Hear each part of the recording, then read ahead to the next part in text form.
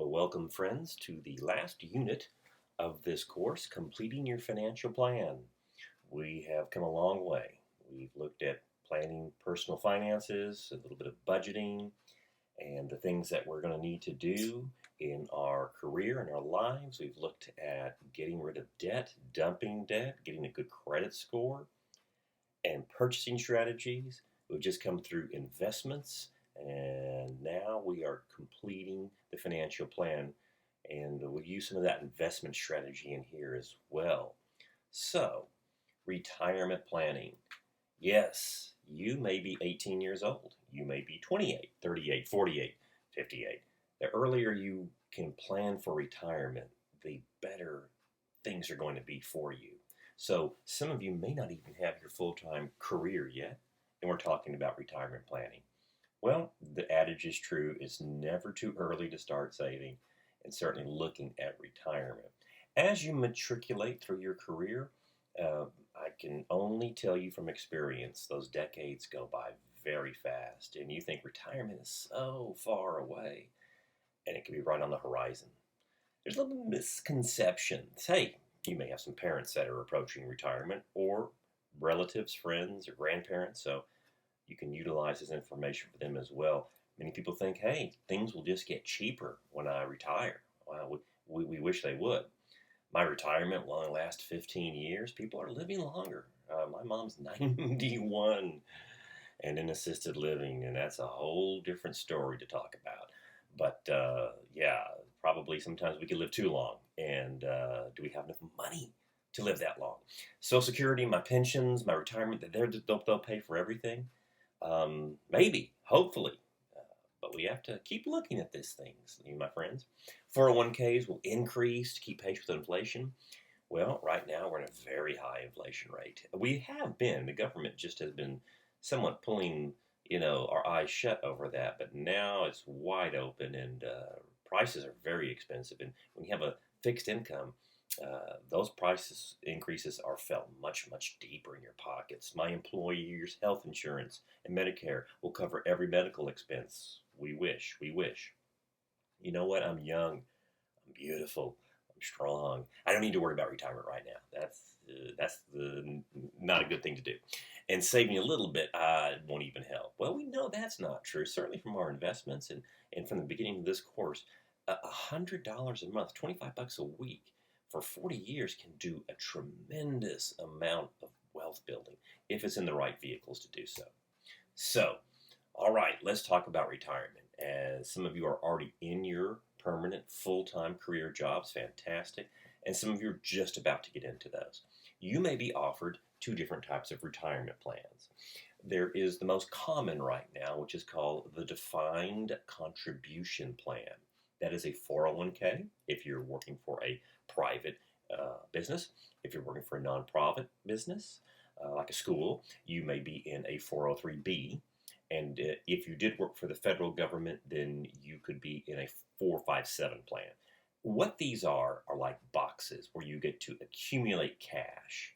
You put money in every week, month from your paycheck automatically, pre-tax, and your company hopefully will put money in as well for you. And that's the defined contribution. We're going to flesh this out. There's also something called a defined benefit plan. Maybe your grandparents or great-grandparents, if they're still alive, have the pension, the traditional pension, which basically you work a very long time for the organization and you get a nice percentage back of your salaries for lifetime. Let's keep looking at that. So here is the defined contribution, 401k, the 403b, or the 457 plan. They are accumulation funds. Look at the little piggy bank right there. It's as much money as you can put in that little bank or that little box throughout your lifetime. Again, hopefully you will be matched by your employer. Now, a traditional 401k uses pre-tax monies, which lowers your adjusted gross income for tax purposes. So, when some of you who are working have got your W-2s back, you may have seen that your working income and your Social Security income are two different numbers. Let's say your working income is $50,000 and your Social Security income was $57,000. That meant $7,000 was used as pre-tax money into your 401k, and you were not taxed on that. So you have a lower AGI for tax purposes, and that's nice. So here's the other part, though. Does that mean the government gives you tax-free money all the time? Well, not if it's a traditional 401k or 403b or 457. When you get ready to retire, all that money that's been accumulated in that pretty little piggy bank there is now treated as taxable income. So you'd get a 1099-R form when you retire.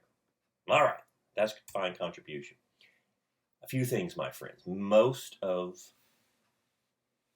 employees today are in some sort of an accumulation fund like this. So always, always, always contribute to the match of your company. Let's say this. Let's say you're working for a company that's going to match 50% of your contributions to $10,000. We're just going to use an academic example here. So that's, you put in 10, your organization puts in 5. Nice. What happens? You don't have to put in 10, by the way. You could put in nothing. Now, that's not ever a good idea. But I see that, especially if you are very young, still in your 20s, and you say, you know what, I want all my money. I want to buy a car. I want to buy some cool stuff. And hey, I get that, but now's the time to do it. If you contribute only $4,000, then the company matches $2,000. What you have done is given back that company another $3,000 by not contributing to the maximum amount. By the way, your organization is not going to mind that at all, because that's less money they have to put in for you. Because they probably also know that you're not going to be there that long. You may work there 5-7 years and then bolt out to another company. So the least they put into you, that could be fine for them. So, friends, always go to the match. Max out those. Now, one thing about a defined contribution plan. You can outlive these monies, can't you? Remember, it's a box. It's a piggy bank. If you crack that piggy bank open and you go out and buy a nice boat, hey, you want to enjoy your stuff, just remember that's got to last you a lifetime. So you could tap it all out, and there's nothing else in there. So, all right, that is the defined contribution. Now, that was a traditional 401k. The 401k Roth plans are also available for many, many employees. Now, Roth is a little different. It's a great thing than a traditional. And we'll talk about the Roth IRA, which we've been talking about in the class. But the 401k, you do not get a tax deferral on your AGI. Let's go back to that example. So your Social Security income and your working income are the same. That is, they're both at $57,000. But you put $7,000 in that Roth IRA, 401k. That's great. Every dime that you pull out of your Roth 401k or IRA, which we're going to talk about, is tax-free. Let me repeat that. It is tax-free when you pull it out. There is no 1099-R form. 1099-R is a W-2 for retirement. You don't claim it on your taxes. You spend it. That is nice. You don't get the tax deferral every year, but man, you get it back. It is great. Now, how does a company match that? It gets a little tricky because the company is matching a pre-tax dollar. That's how they're looking at it, because they're getting a tax deduction for their contribution to you. So it will basically be put into a separate 401k account. So you'll have two of them, but the one that you pull is tax-free. Nice. So the Roth, the traditional, or the Roth right in here, distributions in retirement are taxed like ordinary income, and a Roth, no taxes. So if you can do, your company offers the Roth 401k plan, if you've learned anything in this class, we always want to reduce tax burdens. And in the future, absolutely, you take this option. It's just too good. Best advice. If you don't offer the 401k, a Roth company, that's all right. Max out your contributions, especially when you're young. There are so many people that have saved very little for retirement, and they're in their 50s and 60s, and they've had a fun life, hopefully. But boy, if they could go back and tell their 22-year-old self, slap them around a little bit and say, look, you start investing. This is just a great way because you get, remember the rule of 72, you get that doubling effect. And when you can find investments that we've talked about earlier in the last unit, between 10, 12, 14% annualized over a long period of time, that's some serious, serious accumulation that you're going to have, and you're going to need it. So that's the 401k. That's a defined contribution. Can you outlive the money? Yes, you can. Just don't spend it all. Now, here's a defined benefit plan. This is the traditional pension that, again, depending on your age, maybe your parents, grandparents, great-grandparents had that. These were very, very popular in the 60s and 70s. I mean, companies treated employees, pretty well. They paid for most everything, all your health insurance and a pretty good retirement. So these are income streams based on working income. So you work company, the trick to the defined benefit is you have to work a long time. You have to basically, this is the company that you work for life, so to speak. So if you're making $75,000 right now and you're just about to retire and you worked enough to get an 80% of your salary, basically you would get $60,000 retirement for life. Now this is the nice thing. You can never outlive this plan because it always pays you until you pass on. And you very well may have a surviving spouse part of your pension, which means your spouse would get a percentage of what you got, which is nice. So that $60,000 is paid to you just like an income. Yes, it is 1099-R. Yes, it's taxable, but it's just like that's your income. And so if you have other savings, which you need to have, we all do, and Social Security and other things like that, you can build a pretty good retirement around that. They're just not seen that much anymore because two things. They're very expensive for the organization to have. It's a very expensive retirement plan.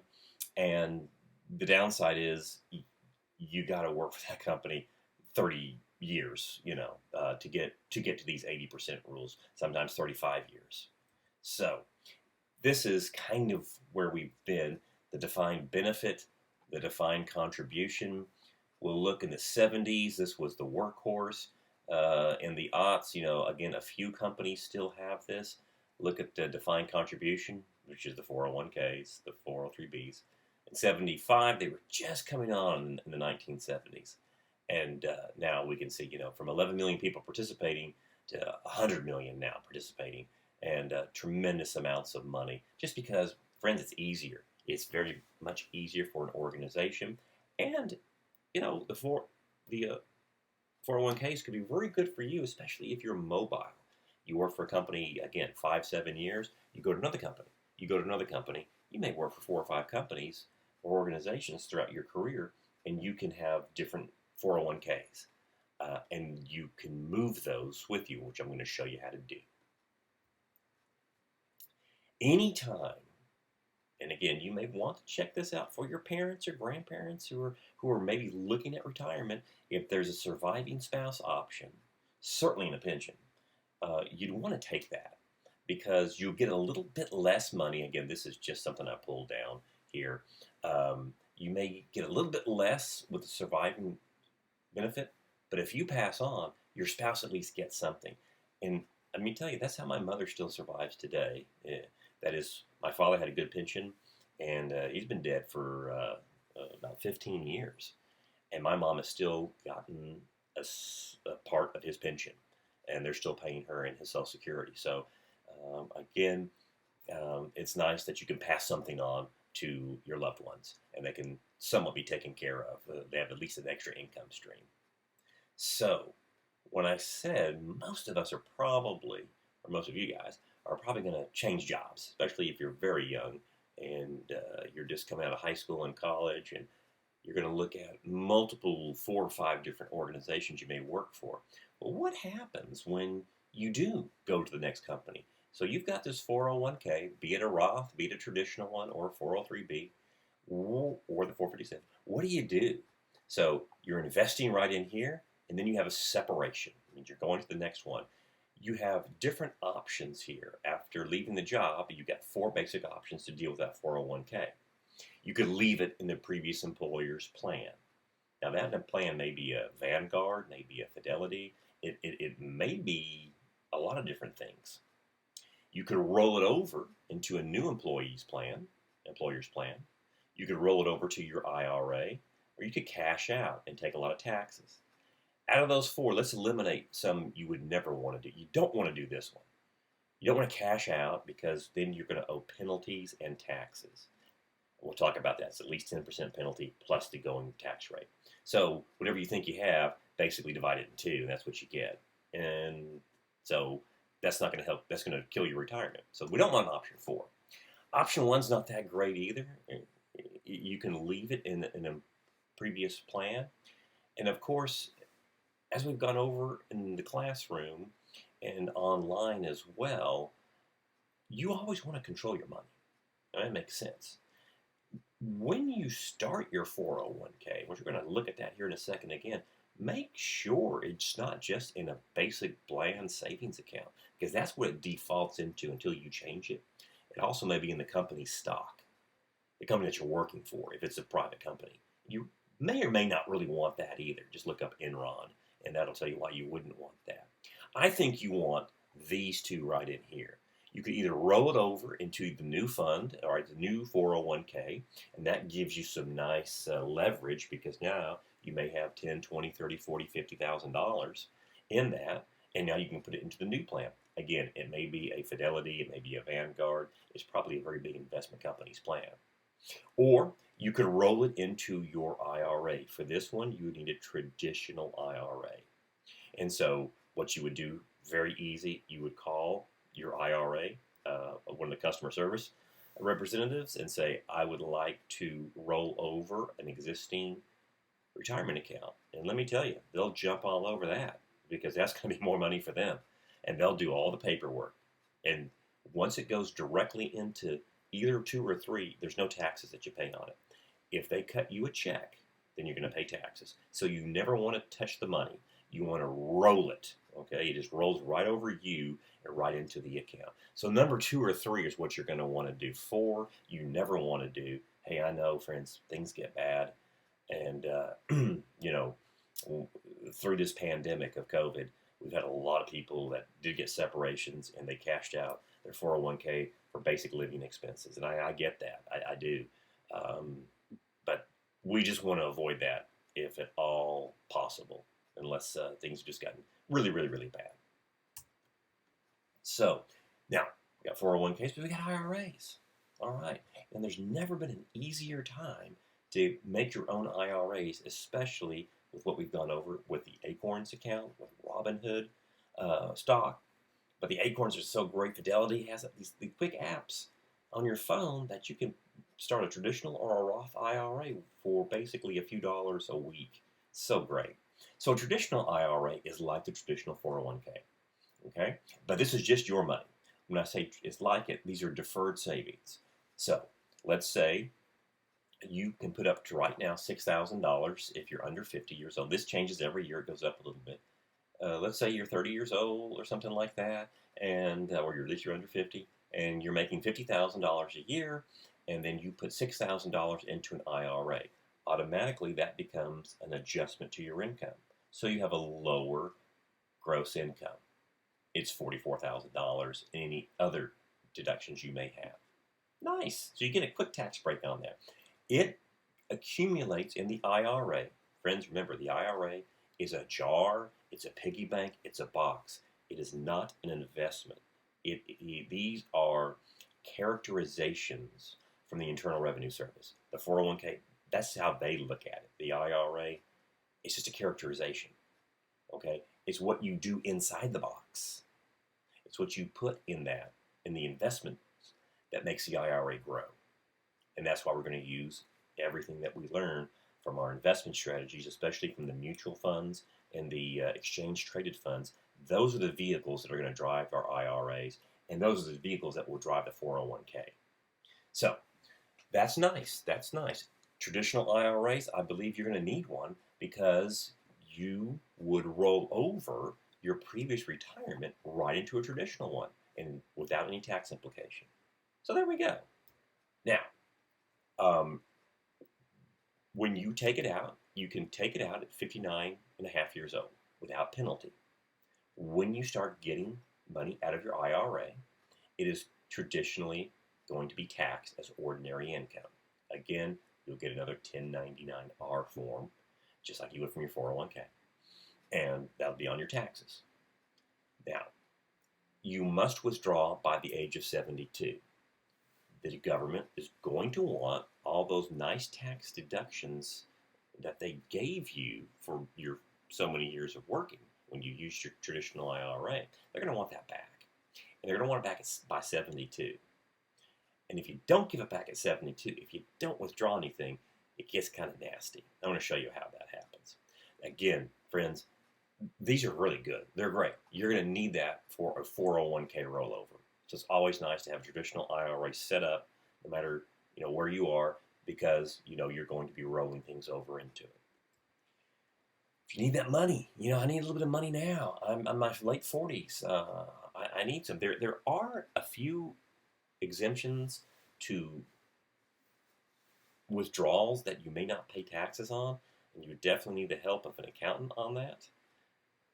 But most people don't qualify for that. They need some money now. Okay, so I'm in my 40s. I took out $25,000. Here's what's going to happen. You're going to pay a tax rate on that, your ordinary taxes, which may be 25%. Hey, it may be more than that because it's going to add to all of your ordinary income. And then you're going to pay a 10% tax penalty on top of it. So to get that 25 grand at a nominal tax rate of 25% plus the penalty, you're going to owe about $9,000 of taxes. Oh, now all of a sudden I'm getting, what's that, $16,000? I wanted 25, so I've got to take out more if I wanted 25 to buy something. So, there's going to be taxes on that. So, again, that's why we really don't want to use these before retirement. And, we're also hurting our ability to save. What about this? Again, for your parents, your grandparents, something that's very interesting. These are called RMDs, or required minimum distributions. All right, you've been saving, maybe your grandparents too, been saving, working hard. Granny and grandpa's got a good job. They've got $500,000 in the end of 2021, and they're 72 in 2022. And they said, you know what? I got a pension as well. I've got other investments. I've got some housing. I really don't need that money. We don't need a dime of that. Okay, well, but here's what the IRS says. You have a 72, and you haven't taken anything out yet. We believe there's 27.4 years maximum left of you for your life. So what that means is we're going to divide 500,000 by 27.4 years. That means you need to take at least $18,248 out per year. And again, this is for someone who has not taken any money out yet. They've been letting it double and double and get bigger. So that's what their RMD would be for 2022, because your grandparents, parents, whatever, turned 72 in 2022. Guess what? They forgot. Uh-oh, you forgot to take your RMD. Well, the IRS says, don't worry about that. Here's what we're going to do. We're going to nail you with a 50% tax on the RMD that you should have done, in addition to your regular income tax. So let's say they were in a lower income tax bracket, which may not necessarily happen if they have really good retirement, but let's just say the lowest one, 20%. All right, so you should have taken out $18,248. We're going to tax that at 20%. But what we're also going to do, that we being the IRS, 18,000 of that, same thing, 248, we're going to tax that with a penalty of 50%. So now, that $18,000 you took out, you had to give back to the IRS $12,778. The idea here is never forget to take your required minimum distributions at the age of 72. They want their money back, my friends. That's just it. And there's one-time exemption if you missed it, but it's not easy to do. I've looked at the requirements. You got to do a lot of negotiation with the IRS and fill out a lot of forms, which would be worth it. But you get a one-time forgetfulness on that, and then the next year you got to take out double the amount. So they're gonna get that tax money back. The Roth IRA. This is fantastic. This is with the Roth 401k, modeled itself after. The Roth IRA does not give you a tax deferral. So let's go back. You making $57,000 a year, all right? Or I think we said 50,000, and you put $6,000 into the IRA. You don't get your adjusted gross income lowered by $6,000. That's no big deal because all of this is tax-free for life. Everything put into the Roth IRA, and when you withdraw it, I believe at 58, you have that as tax-free money. Wow, no 1099-R form. So if you have a Roth 401k and a Roth IRA, you've got some serious tax-free money when you get into your 60s, my friends, which is right around the corner, by the way. Don't think it ever isn't. It goes by so fast. So, only thing about the Roth is if you're making over 144 as a single filer, that's your limit. And unfortunately for joint filers, it's 208. You would think it would be 300 just by doubling the single, but it's not. And so if you're under those incomes, then you can put in, again, up to $6,000 to $7,000 a year, depending on your age. Friends, you can do your Acorns account. You can go a later account, ask for the Roth, and start putting even just a few dollars in a week. And you're very young. This thing can grow. And then when you get that extra money, you just nail this as hard as you can, because that's going to be some great, great retirement funding for you. Something else about the Roth. Well, do they have RMD? There does not. There is not a required minimum distribution. So if you're doing very well, or your parents are doing very well, they don't have to spend it, and it can be inherited as well. That's what this young lady's asking her mother. Give me your Roth IRA. All right. Can it be inherited? Yes. Tax-free. There's only stipulation from the IRS, as we speak today, is that you must spend it in 10 years. She does not look like she's going to have a problem spending that money in 10 years, does she? She's already got it spent. So, here's something else. The Roth IRA, as long as there's a beneficiary, will escape probate. We're going to talk about a little bit about estate planning in this unit too.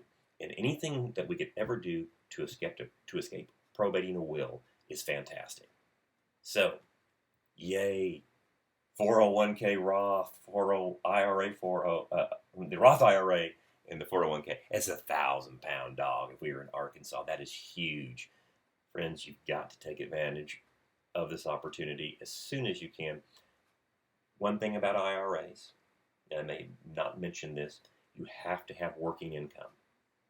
Okay, so if you do not have a job and mom and dad want to help you fund this, you can't fund it. You can only fund it if you have working income. So if you're not working right now, grab a job real quick. Now, let's say you're very young and you went and did $2,000 worth of work over the summer. As long as you have a W-2 of that you did that, or if you're self-employed, if you're out there mowing lawns, make sure that you're claiming that on your taxes. If you have working income, you can contribute to your Roth or traditional IRA. Now, again, I think you're going to need both. The traditional is what you're going to use for all your rollovers of your 401ks, and the Roth is what you're going to just accumulate. You cannot roll a 401k into a traditional IRA. Now, the 401k Roth, you could roll over to your Roth IRA, the portion that you put in. So, a little bit tricky in there, but you're going to figure this stuff out. Remember, my friends, the IRA, the 401k, think of that as a box. That is not the investment.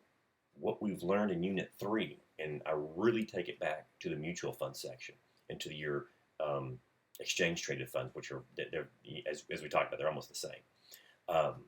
That's how you invest in that manner. So, as you start putting money into these, you will be able to have, you want to be able to control it and pick it. So you go into your 401k. When it starts and you start working, it will basically be defaulted into an interest-bearing account, which is going to be a small amount. You're going to go right to what we talked about, large growth funds, growth in income, aggressive growth, international, natural resources. The younger you are, the more aggressive you're going to need to be. You've got to outpace inflation. So I would look for the most aggressive funds. Yes, they may be roller coasters for a while, But on average, once you're 10 to 20 year averaging, they're going to get you that 12%. The closer you get to retirement, the you start going a little bit more conservative. So maybe the large cap funds that are just large companies, they're pretty much always going to do, well, we know nothing's for sure, but you would look at something a little more conservative. And as you're in retirement, again, you look at your risk tolerance. You may want to go in to some type of an interest-bearing account, or at least some of that money in there. So you're talking about preserving your money. That's how we invest in the 401ks and the IRAs. Use that investment strategy that you've learned from. One thing you probably would not want to do in your retirement 401k strategies is invest all of your money in the stock of your company. That opens you up to what is called unsystematic risk, which we may have talked about in the first part of investing. Unsystematic risk is when one industry goes completely bankrupt or just has a bad downturn and you're exposed to that. Systematic risk would be the entire market's going down, all funds are going down. Then that's just something you cannot avoid. But we want to avoid the unsystematic risk, and I say that because if all of our stock, or I should say all of our retirement, is invested in the company that we work for, our risk is all in that company. The risk is in our company for our current and future income. So that's why you don't want to do that. You may put a little bit into it if it's a really great company and the stock's doing well. I'd say no more than 25%, just like you would treat it as a natural mutual fund. But we always want to limit, my friends, the unsystematic risk in our financial plan. So so it doesn't just take us down and we have no type of hedges. This gives you great hedge protection with all the different funds, and there's many more than these, of course, that we've talked about. But this will get that risk diversified, which is exactly what we want. One more time, can you access those retirement monies early? Yes, you can, but you do pay the price. So my friends, try to find something else. If, again, have that emergency fund really big so you don't have to go in there and take out any of your retirement. You'll thank yourself later. We've talked about Social Security a little bit. You've heard a lot about that. What it is, most people think Social Security is going to be a retirement account for them, which means all the money you've put in is in an account for Randy, it's in an account for Lydia, it's in an account for somebody else. How Social Security works, the generation that is receiving Social Security is funded by the generation under it. For example, in 1945 is when it came through Franklin Delano Roosevelt with the New Deal Act. He had 42 workers per retiree. Down to 2.8 a few years ago. It's dropping to about 2 in the next 10, 15 years per retiree. So my mother gets Social Security. Maybe some of your parents or grandparents do. If you're working, your Social Security funds the generation above you. So we need to hope that the Z generation is going to be huge. It's going to get great jobs. And the Alpha generation underneath that will continue to fund Social Security. So that's really how it works. There's a lot of people that have been naysayers for the past 30 years. Social Security is going bankrupt, and I don't know, but it's still paying out, my friends. And so there we are right there. It is part of your retirement income. It was never meant to be your full retirement, just a nice extra part. So here is something to consider when you get to that point, or your parents or grandparents or relatives right now. You can draw Social Security out if you've been paying into it. That's the first part. You've had to been paying into Social Security for a number of years, qualified amounts, like full-time job that pays into it. I say that because many education areas, especially school districts, do not pay into Social Security. Many churches or other government organizations do not pay into Social Security. So make sure you paid into it. You can do it at 62. And you can start drawing it out, but you will only get 30% of as you would in a full retirement. Right now, I think it's a little over $3,000, maybe $3,300. So you may be taking $900 to $1,000 cut by using it early. If you need the money, you need the money. Okay. Here's something else. many of us are going to keep working. We're going to keep working a little bit more than 62 years old. And so if you're having a healthy income and things are good, I would say don't take the Social Security out now because you're going to reduce your benefits. So you're going to get a lower benefit to begin with. And if you're working with a healthy income, you may get down to 50%. That's not a good equation. 67 years old, for those born after 1960, those are the laws today in 2022, full retirement is 67 years old, which means you would receive the maximum benefit depending on your income. That is, if you paid in full Social Security every quarter for basically 30 years and you've always paid it all, you should get the maximum benefit. This is also very important if you have a spouse, because your spouse, if you were to pass on, would get your maximum benefit as well. Another nice thing, hey, we get to work all our lives, don't we? You can have a job and make as much as you want without reducing your Social Security benefits. So that is something really nice. So if you still enjoy working, you're going to be in great health. If it's a fun job, go for that. My father he retired at 62. He was able to take out his Social Security earlier. And all that was fine during the late 1980s, but my mother's still alive, and I think he retired way too early. Here's why he retired too early. He just didn't do anything. He was such a great guy and so smart, and then he just sat there in his chair. I said, Dad, why don't you go get another job? Well, son, that's gonna hit my Social Security, and I don't want to mess with my benefits. I go, really? Are you sure about that? Yeah, I'm sure. I'm just gonna watch TV. And unfortunately, if you don't do anything during your retirement, that's not good. He ended up in a nursing home for the last 4 years of his life because he just sat there idle. So think about some different things there, my friends, when you should take it out. Work as long as you can. Here's something interesting as well. You may have friends, you may have family. This kind of even affects somebody in my position. I do get a pension from teachers' retirement. I will in the future. Tarrant County College pays into Social Security, one of the few colleges that does that. So that's a great benefit that we have. Many teachers back in the day, education ISDs, did not pay into it. So they went and got a summer job and maybe a fun part-time job. And once they worked so many what is called quarters, I believe it was 20 quarters, they were able to get their Social Security. Well, and their government pension at the same time. So if they work for a state, local, or federal government with a government pension, well, the government said, shoot, we're never going to tax billionaires or multi-millionaires. So let's get the common folk. So basically, they reduced the Social Security, saying you don't get both unless, here's the exception. And I've had many people I know get this wrong and really mess themselves up. If you have paid full amounts to Social Security for 30 years, that means it wasn't a part-time job, it was full work, and you have a government pension, then you get to keep both. So if you work less than that, let's say you only had 20 years or 25 of full Social Security, then they prorate that down to 20 years. So you would still get both as long as they are full working, not a part-time job, but your job actually paid into both, or you had another income somewhere else. That's something you always want to look at when someone says, oh my gosh, I don't get Social Security and my government pension. Well, yes, you may. Make sure that you have worked those years. And again, as you are starting out right now for those careers, it is nice that a company will pay into Social Security because it's a $3,300 benefit for the rest of your life per month. So that's pretty sweet.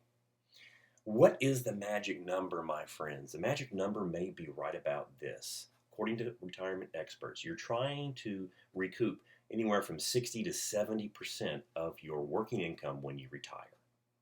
And so that's the number. That can be in different ways. Again, your savings, your Social Security, your retirement, 401k pension. Maybe you still work. You got to think creatively on that.